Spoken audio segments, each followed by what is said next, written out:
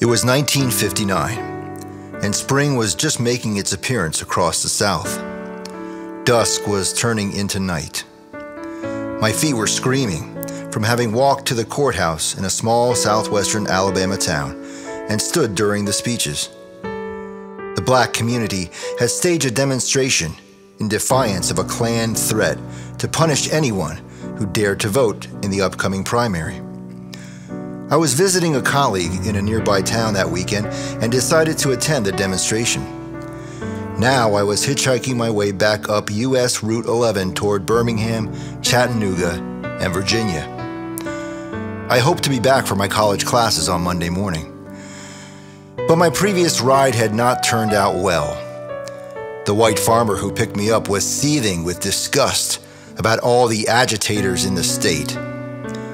I told him that I had been visiting my girlfriend, but he became belligerent. My answers did not suit him. When we came to a four-way stop in the middle of nowhere, I grabbed my duffel and bolted from the car. It was so dark I could barely see across the road. No cars were in sight, but I thought surely I'd find someone traveling north. A couple of cars stopped, but were not going north. I was beginning to think I might have to spend the night on the side of the road. Then a dilapidated pickup truck came by. The driver was a middle-aged black man, friendly and inquisitive. He said, "Come on, boy. Ain't nobody gonna come by here this time of night, and I can get you as far as Utah. You might be able to catch a ride from there." That sounded good to me, and we settled into easy conversation. As we approached Utah, he said, "Look, you ain't gonna get any ride here tonight. If you want, you can come home with me and sleep on a mattress with my kids. My wife will fix you breakfast in the morning, and I'll take you up to the highway where you can catch a ride up to Tuscaloosa in no time." I agreed right away. 15 minutes later, he turned off the road and then turned again onto a rutted one-lane dirt track. The headlights barely penetrated the dark pine forest. Finally, we came to a clearing in the forest, and I saw a cabin.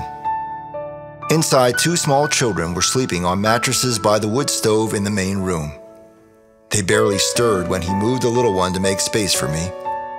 I settled under a blanket as he went into the next room to join his wife. At daybreak, the kids woke me. Surprised by a white boy in the room, they scurried into the bedroom.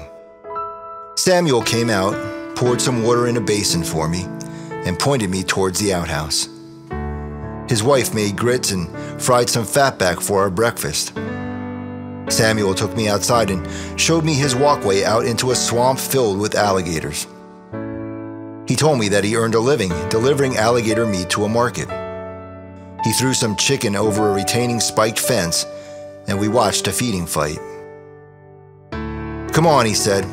"I'll get you up to the crossing on the highway so you can get a ride. Then I've got to get back here and do some butchering."